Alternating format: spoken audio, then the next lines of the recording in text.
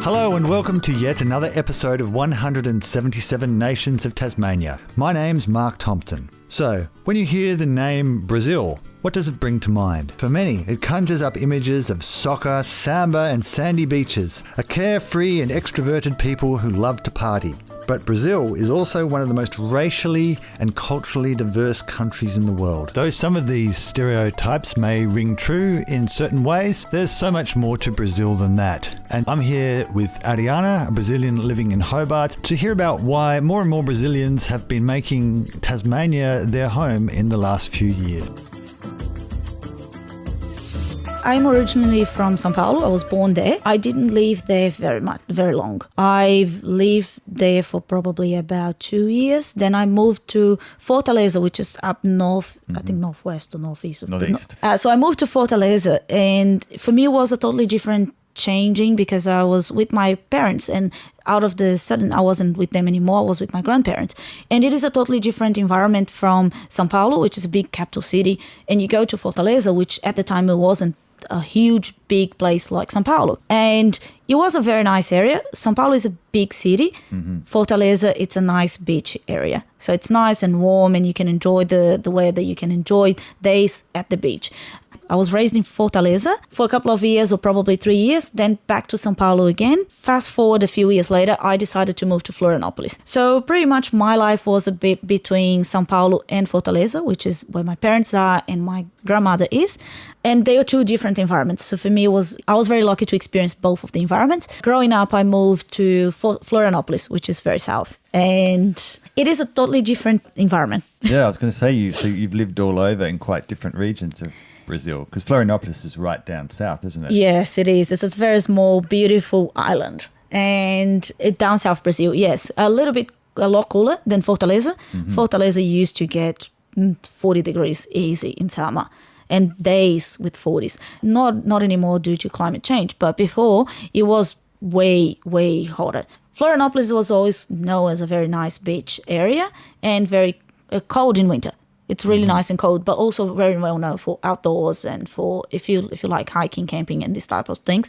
That's the place where you go to. It's safer, and that's where I decided to move when I could live by myself. Yep. But São Paulo, it's a beautiful place. I compare a little bit. If I have to compare to Australia, I would say it is like Melbourne. You've got coffee shops, you've got theatre, you've got culture, you've got everything that a big city has to offer.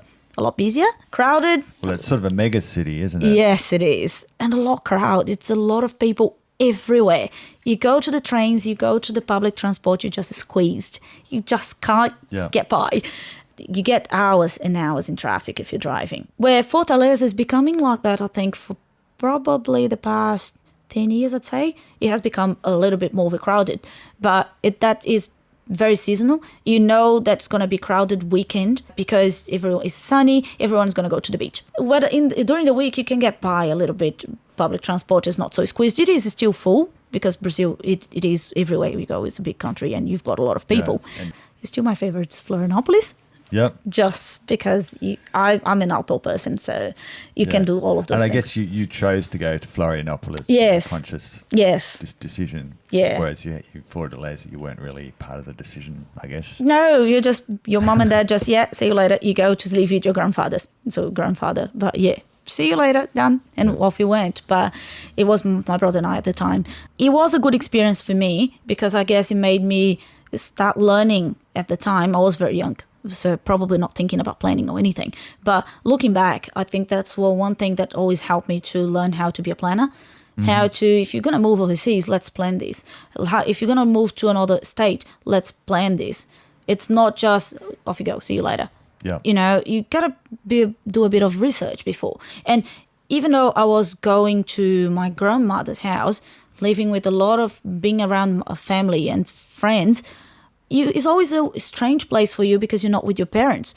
So for me, it was starting to be a big experience. And coming back to my parents a few years later, it was a bit different as well because then I was in a new environment. So I guess that helped me a little bit to become the person who I am today, I guess. When you were at high school, maybe towards the end, did you develop any aspiration or ambition about what you wanted to do? Actually, I always wanted to become a pilot. That Okay. was my dream. And in order to do that, the first thing that I thought, yeah, fine, I'm going to have to work in admin jobs. I'm going to have to be an admin person to get the money to save so I can pay for the course to become a pilot, which is very expensive back home and I guess everywhere in the world. Yeah. But that was the only thing that I thought to myself, yes, that's what I probably could dream about. But that was not something that was reachable. I was never thinking I am going to become a pilot. So you always dream like a little kid and you're growing up with that, I wanted to be this. But reality is you got to work yourself in whatever you have. And the environment that I had, I was raised by a single mom. That's hence why the moving from São Paulo to Fortaleza, because the parents split. Okay. So then every time I would go back to live with my mom, it would be a single parent kind of environment, and you sort of lose that dreaming aspirations that you end up probably having when you're younger.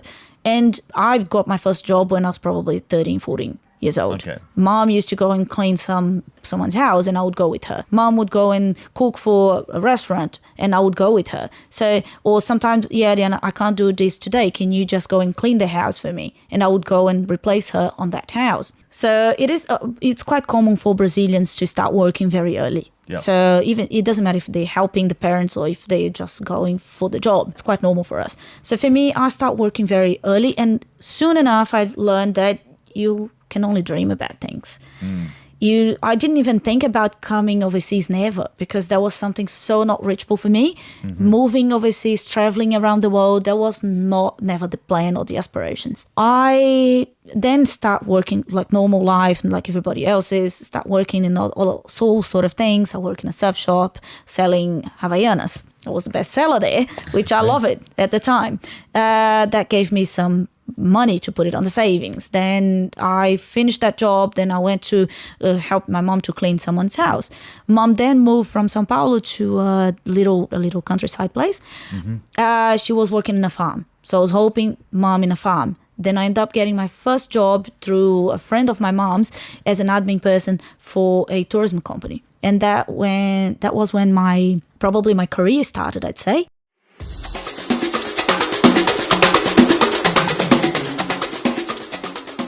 So yeah, I was working in the bus station and I decided to change all of that to an airline industry and working as a check-in counter agent at the time. And I got this job. I did that in one of the airlines for 6 months. Then I moved over to a bigger airline, one of the biggest airlines back home, which is called now LATAM. At the time, it was TAM Airlines. And I was with TAM for 2 years.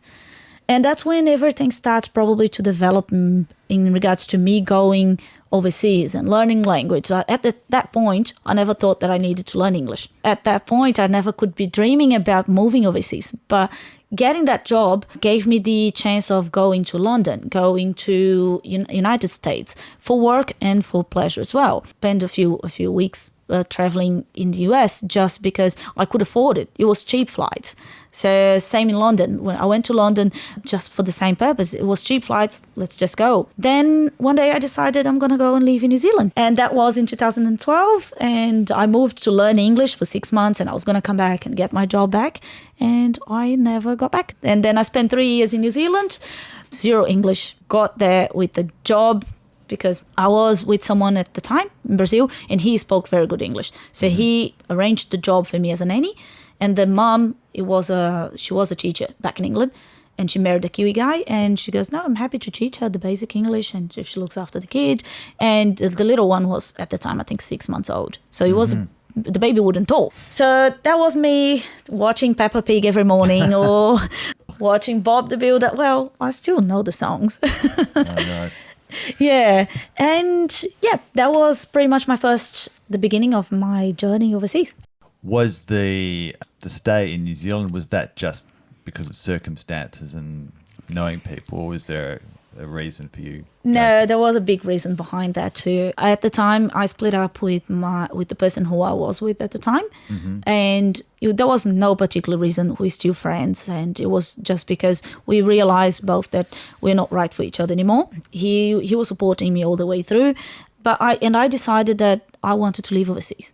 It is something that it was in my head all the time. and I just wasn't sure why.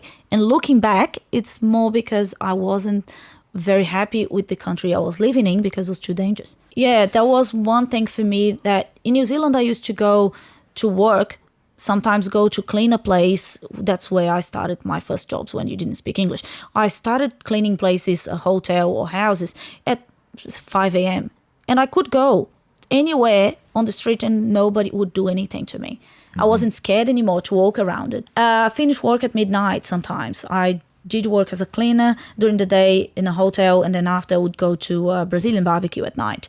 And I would finish probably midnight, 1 a.m. sometimes on a Saturday, a big Saturday. And I wasn't scared to go home. And I kept talking to my ex at the time, and he goes, yeah, Ariana, that's what living overseas looks like, because he did live in the US before. And I go, I don't want to go back anymore. And this is the life I want. And if I'm going to work hard to learn this language. If that's what I can dream about it and I can do something with it, I'm going to learn this language. Then I decided to stay in New Zealand my visa was about to expire. There was literally a month for my visa to expire. And I was in Auckland. In Auckland, it would be really hard to get a job, which helped me with the visa. So then here I go, where am I going to move? At the time, 2013, beginning of 2013, nearly beginning of winter, it was really hard for companies in Queenstown to get staff. And I ended up getting a job in a hotel as a housekeeping. And they helped me with the visa and everything. I got my visa and I settled in Queenstown for 2 years. Yeah, and I ended up working in cleaning for a few months. Then after that, moving to the restaurant and working shifts in the same place, in the same company, but working in two different roles. Then moving to another role, which was a receptionist. And that was my first step where I actually could dream about, okay, I can do this. After 3 years, and I was, okay, I don't speak perfect, but I can do this. And I guess that's when at the time I was with someone. We agreed to move to Sydney for the money. It was a lot better than Queenstown, than New Zealand itself. And he had a working holiday visa at the time, so let's just move. Then we end up moving here to Sydney first, and then I start doing my uni there, and everything pretty much flows from there.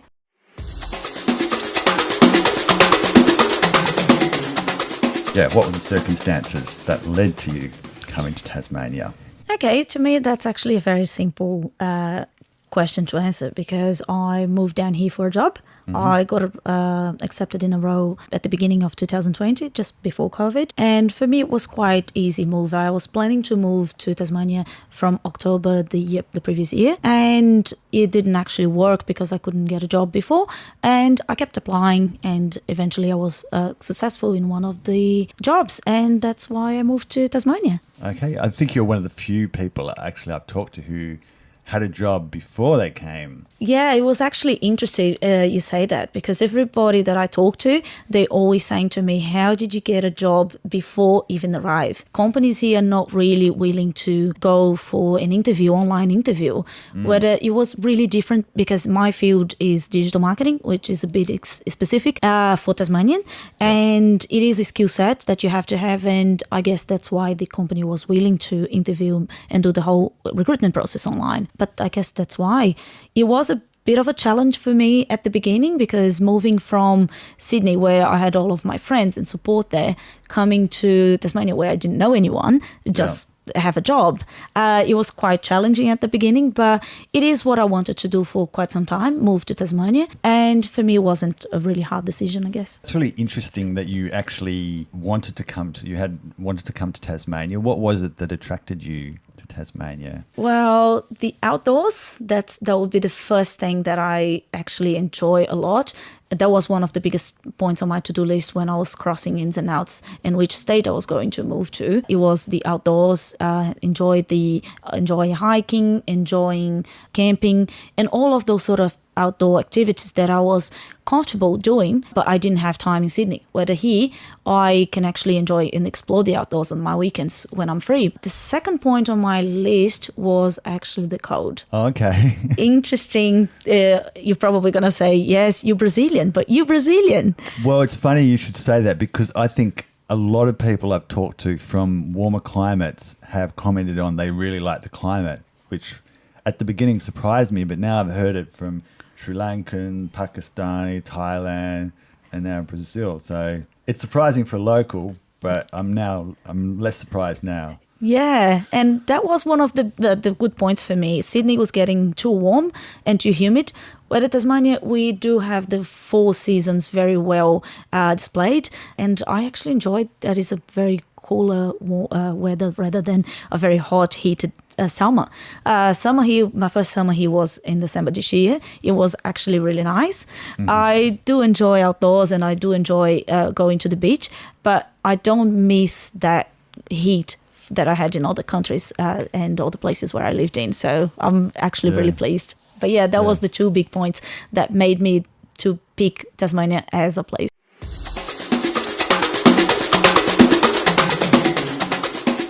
Moving from Sydney to here without a job, I personally don't think is wise, even if you need a visa, because it is a little bit more expensive in a few things. Yeah. In other things, it's a little bit cheaper. But if you balance it out, you don't want to spend all of your savings without you looking for a role. So, and I understand that it's hard for people to get a job here, but I would say try and apply and call companies. That's pretty much what I did on my experience. But that's pretty much how I've been in Sydney for 4.5 years. Did a project in Canberra for about 4 months, which I did not enjoy. It is close to Sydney. It would be a very nice regional area to live in, but it wasn't what I wanted. It didn't have the same feelings and things that I was looking in a regional area. It wasn't just because of a regional area, but coming from Sydney is getting too busy and too crowded, and you just don't have time for yourself. Yeah. Where I'm moving to Tasmania, for me, that gives me a big time for me to actually enjoy my company, my things that I enjoy doing it, the outdoors, particularly the outdoors. Yeah, so it was sort of the quality of life that drew you in a lot of ways. Yes, it was a big thing for me after graduation was I want to have a decent working life balance. And that was one thing that I put as a priority in my life. Mm-hmm. And the only place I could see doing things I like to do, it was coming to Tasmania. So for me, Sydney was no longer a very big dream of, yes, everything in life is about money, or everything in life is about having that great, good job that you do everything. You work more than 9 to 5. It's not just 9 to 5. You work a lot more because the competition there is a lot bigger. Whether here you go, you do your work and you enjoy your weekends free. You enjoy your evenings free, to go out with friends, to go for dinners, to do pretty much everything what you want. And even if you just want to stay home and do nothing, you can actually do that. Whereas Sydney is very hectic. You always have something to do every night. You end up forgetting a little bit about yourself and what you like to do.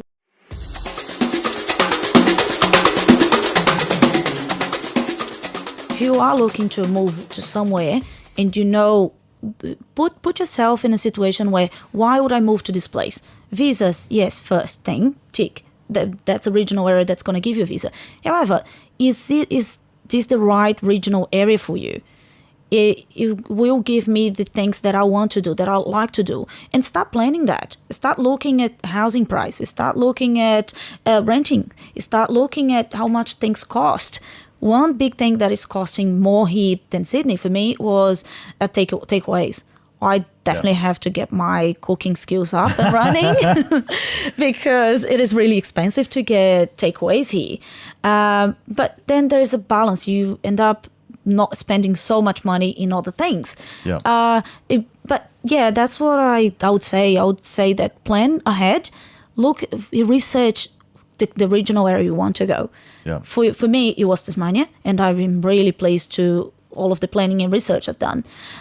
Would be good coming here before? Yes, it would, to experience. But not everyone has the chance to hop on a flight and go to the place and spend 3 or 4 days a week to test it out the place. Yeah. So I'd say plan ahead. Internet is full of information. And if you know how to separate the good information and the bad information, you're going to end up with a pretty well planned for you to go and say, okay, fine, I decided the place I want to go. That's the place that's going to give me a visa. That's the place that's going to give my outdoor activities. That's going to be the place where I'm seeing myself living. Yes. So let's start applying for jobs.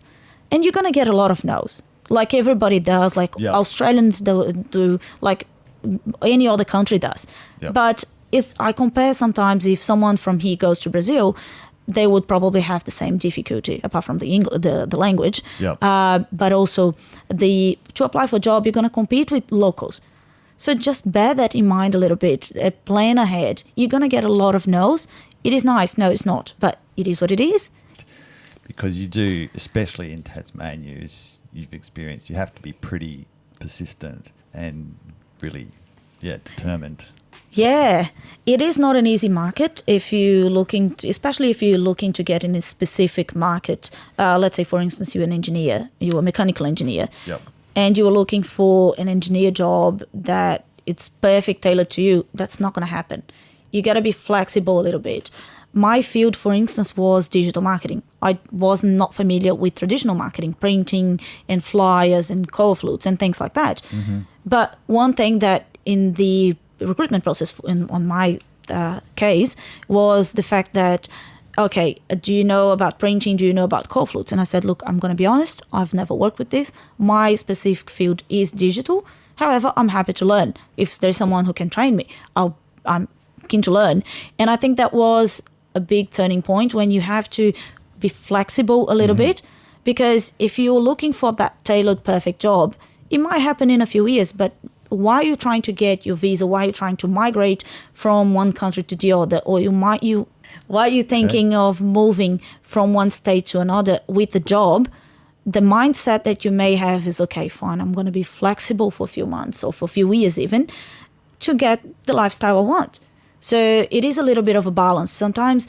And to be honest, I don't think anyone has the dream job that they actually wanted. Even locals, they do whatever it brings money home. So locals have sort of a bit of often, not always, but often have an inside running by knowing how things work and knowing people who are involved in there's a lot of small business. Most businesses in Tasmania are small and they don't employ people through a formal process. It's often through informal networks. Yes, you're so right. Funny enough you say that, because most Australians that I've met here in Tasmania, locals, they say, oh, but who do you know in that company? I go, I don't know anyone. No, but how did you get the job? And I learned that yes, that's actually how it works here. Everyone knows everyone. And if you've got a good reputation, you're going to get that influence. You're going to get that reference going to that role.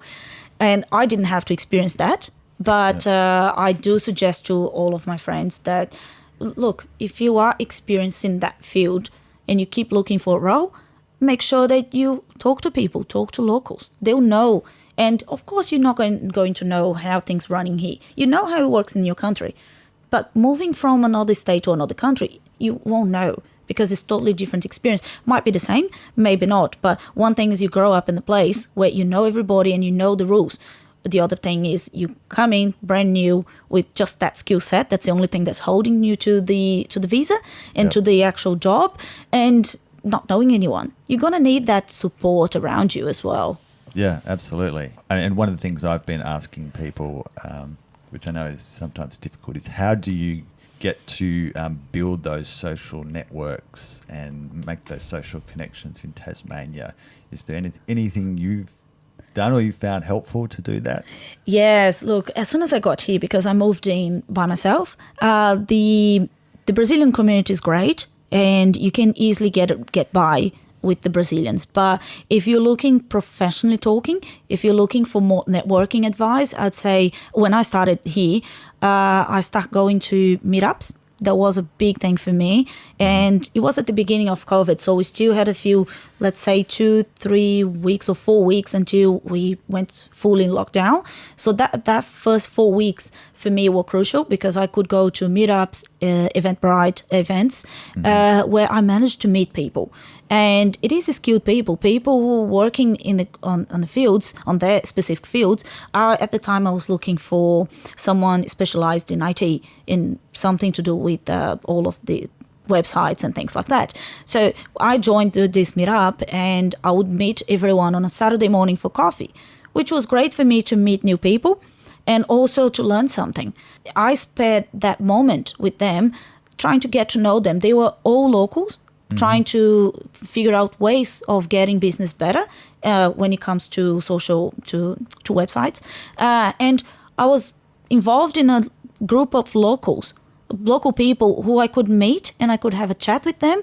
And they actually told me, oh, okay, if you want to go to this place, don't go to that place because it's not a nice area. Or, no, you can probably, we're going to have a meeting on a Saturday night for drinks. Do you want to come? And then that's probably when you end up meeting different people. The Brazilian community was a big thing for me at the beginning because that's your people, that's your culture. Yep. You want to be able to go and dance and barbecuing and all these things that we do. But at the same time, you want to make sure that you also know locals. And people know how to run things around here, not just Brazilians. They would be great and they probably been living here for a while. They know a lot.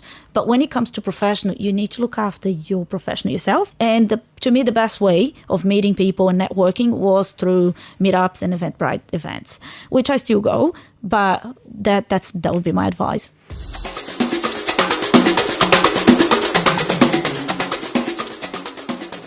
Even I've gone through all of this, it is a hard path to move from one country to another. Yeah. So one big thing that I noticed from my journey is that what keeps me going was the positivity. There was very, very hard times, as everybody does.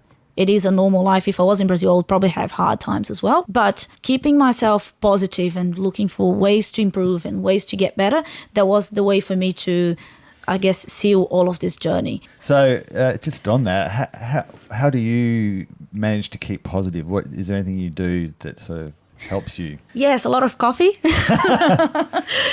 That is a big thing for me. For everyone who knows me knows that I drink a lot of coffee. But just for the fact of just because you're looking at things in a different way, I think I was probably trained since moving from my parents to my grandparents to someone's house, always looking at what is there that is going to be positive. Maybe there's something exciting on the new. So let's just embark on this, embrace this, and just, make it the best of it. But what keeps me probably with the positive mindset is the look that I can reach to something, that I can be something, that I can be someone, I guess.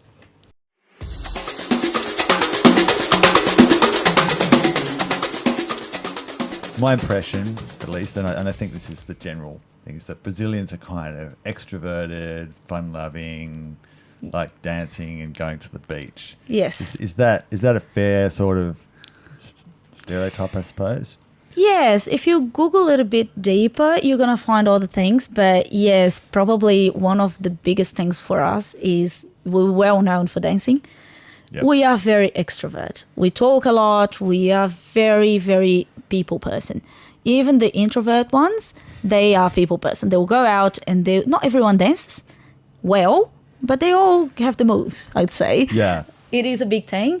And I guess, I don't know nowadays, but I always had in my family environment coffee.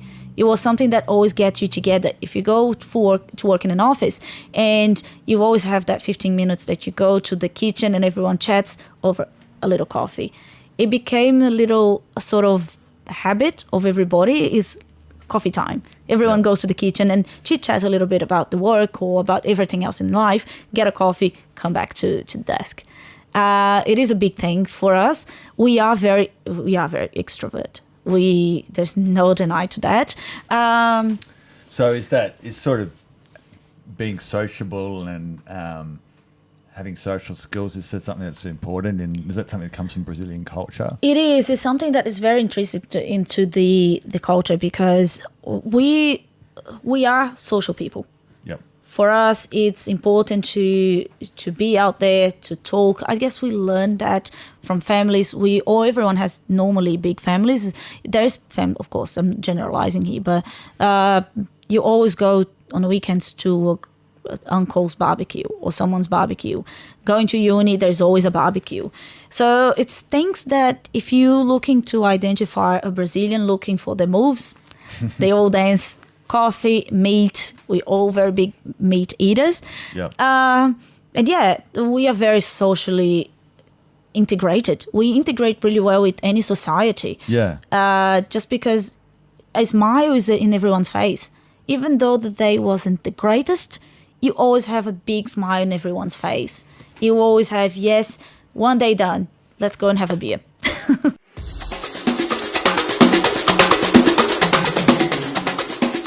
I had a Brazilian friend at school when I was about 9, and he invited me back to his house one time when we knew each other for a while, and it was the first time I experienced coffee or smelled it. But I walked into their apartment and there was this smell of coffee that I always stayed in my memory. I've always connected with Brazil. And it always brings back to that's how a Brazilian house normally, or an apartment normally smells like. If I go to my mum's house, there's always a kettle on, and for the dripping coffee, and there's always coffee. Every time you go, there's always coffee there. If I'm taking a friend to my mum's house, she's definitely gonna offer you coffee. That's the first thing. Oh, would you like some coffee? And then you go, yes. And then the experience that you have when you drink coffee in Brazil might not be the same than Australia. But I must say, one thing that was easy for me, and 100% easy for me to get used to Australia, was the coffee culture. You guys have the same culture than us. Kids at the beach drinking coffee, which fine for Tasmania because it's a bit cooler, but not fine for Sydney. But Sydney people still drink it. It's quite a nice way to engage the culture from Brazil into here. And when you think about moving to other country, we never think, oh, what am I going to find out in there that's similar to Brazil? But this coffee thing that definitely brought me closer to the culture here. But if you go to the US, the culture of coffee there is not as well displayed. It is a social experience. At the end of the day, you go to sit down with someone for coffee. Sometimes it's a friend that you haven't seen for months. And you sit down with that person and you start talking all sort of things that you haven't talked in months. And you're just relaxing. You're not working, you're not typing, you're not editing anything, you're not posting anything on social. It's about being you and the person catching up. Yeah. And I guess the same, I bring that to Brazil. When I used to work in corporate, that's one thing that I used to take. Okay, fine, coffee break. Everyone goes to the kitchen and let's catch up. But yeah, that's pretty much, I guess, what I get from the coffee is the experience, and hence why we have a lot of coffee. Brazil is probably the most multicultural and cosmopolitan country around. I think I read a couple of facts that it's got the most people of African heritage outside Africa, the most people of Japanese heritage, I think mostly in Sao Paulo, outside Japan, as well as just big populations of people of German, Italian, obviously Portuguese heritage. It's such a mix. Yeah, interesting you say that, because if you go to a place, let's say in Sao Paulo, apparently the largest colony out of Japan is in this little countryside of Sao Paulo called Registro. And pretty much, well, back in probably 2008, 2009, when I was living close to that area, you would go to small sushi places and they would be owned by a Japanese person. They would not speak much of Portuguese. And you encountered that experience in Brazil. Then you move down to, when I moved down to Florianopolis, you drive down to places such as Blumenau, which is a very, very German culture interesting there. I knew that Blumenau is, if you go there, you probably the buildings, the city around it, it's everything. You go there. I felt like when I was in Berlin, just traveling, I felt like I was in Blumenau because it's very, very similar. The houses and the whole city itself is just a little bit more sunnier than probably Berlin because it's in Brazil. Same place. There's another little place very, very down south, Santa Catarina, which is the state where Florianopolis is, where pretty much a lot of the heritage there is Italian.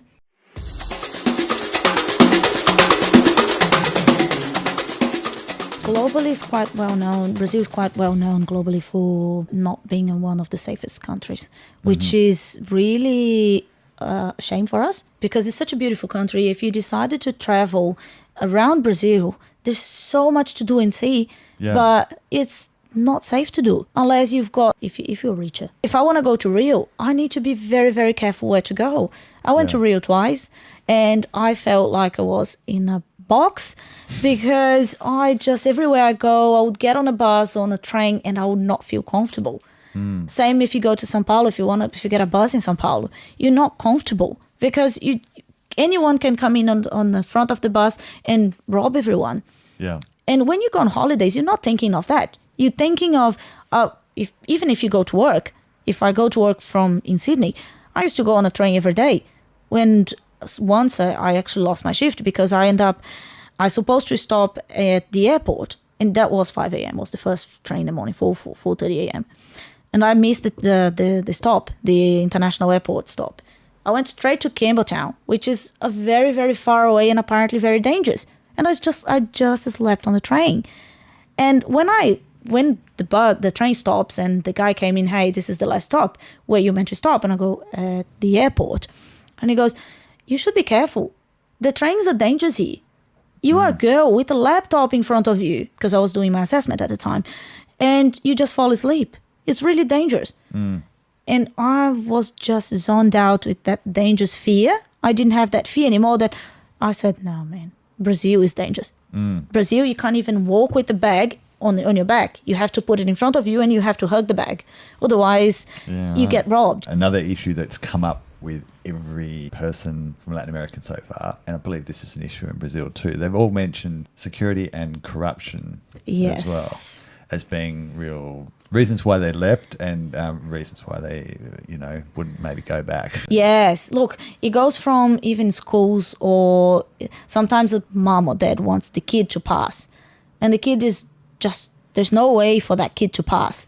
But bribery is quite common. The mom just, I'll give you that money and you pass my son. Same with universities. You pay university. Sometimes you don't even need to go to university. And you pass. You get a degree. And it is in the people. It is another level. It is very deep. And it starts with, I guess, with the society.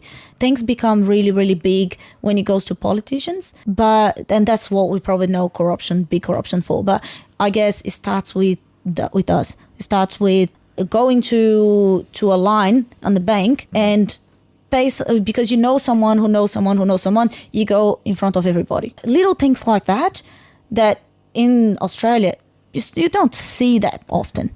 And you mentioned that things that Australians are probably not too much aware of other countries is the fact that you guys are raised in such a safe environment where you can say everything to everyone.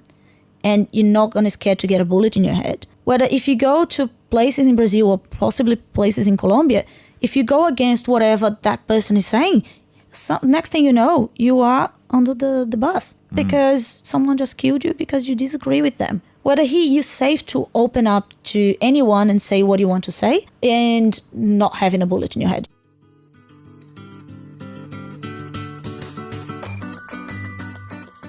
Thank you for listening to another episode of 177 Nations of Tasmania. Don't forget you can also follow us on Spotify, Facebook and Twitter. Just look up 177 Nations of Tasmania. And thank you again for listening.